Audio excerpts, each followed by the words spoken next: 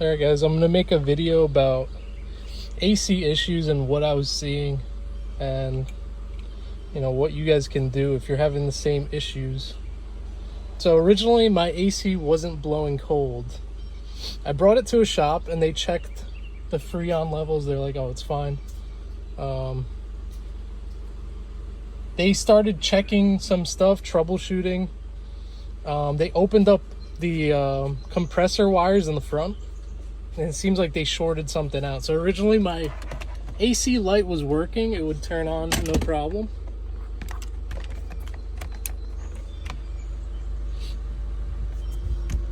So, the AC light was turning on. It was just blowing hot. So brought it to a shop to check, what was going on. Maybe thought it was just the Freon. And they recharged it, and allegedly they checked the Freon levels, and they said everything was fine. So they started checking the compressor wires here down to the compressor, and it seems like they shorted something out, because after that the lights weren't turning on. I couldn't leave my car with them. At the time I needed my car, so I took the car back. Light was not turning on. So I'm like, fuck, what do I do? I previously checked all the relays in the dash and under here, and the fuses, those were fine. That's probably your first place to check. After that, I didn't know what to check. And there's apparently, a common issue with the compressor, where I found a video about it and thought I'd make another video because this is very helpful, and it was hard to find that information. But the source of my issue was the compressor doesn't turn on through the regular, controls, because there's a flow sensor on it. So you have to replace the flow sensor. I'll show you where that is. And before I do that, when these guys checked my car and they blew out the light, they blew out this AC amplifier module.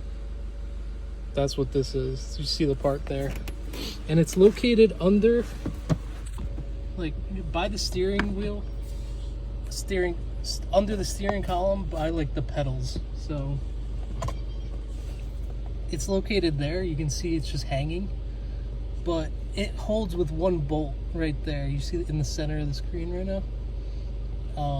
It holds with one bolt there. So you really only have to take this bottom panel out. Technically it's like coupled with this panel, which is the whole main panel that goes up to this center console too.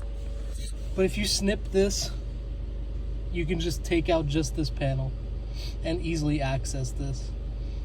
And, this module seems to actually control the AC dial, and actually enabling the AC. So this sends the signal to the compressor to enable.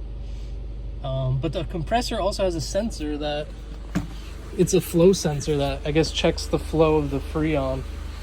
And that's located here. So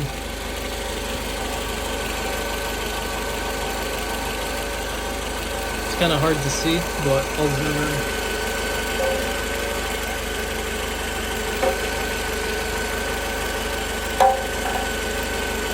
That's the flow sensor.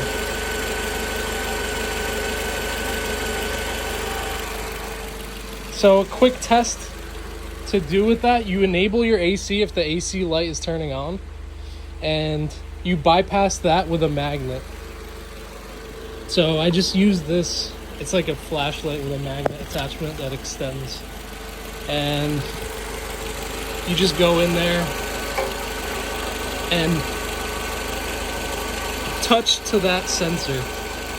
Like, just turn your AC on with the blowers on and touch to that sensor. Once I did that, within like 2 seconds, you hear the condenser fans turn on. I went inside and the AC was blowing ice cold. So you got to change this flow sensor. And I went to Toyota. They didn't want to change just the flow sensor for me. They were quoting me $3,000 to change the compressor, because the compressor is $1,000, and the compressor blows fine. They told me, we were able to bypass the blower controls and turn on the AC directly, you know, with their ECU diagnostic tool, and it blew cold. So I'm like, so the compressor's not the issue, it's definitely that sensor. So if you're seeing that issue, definitely go and get the flow sensor. I can show you the part number for that too. I have it here. I didn't change it yet.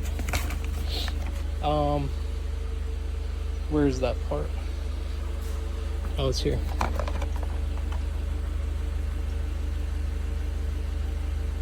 Flow sensor 926818 Dorman.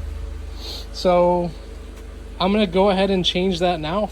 I heard that you can, you know, get away with changing this without actually disconnecting the Freon lines. It's gonna be hard to get to because you see the location. I'm gonna try to put an update and let you know how that went.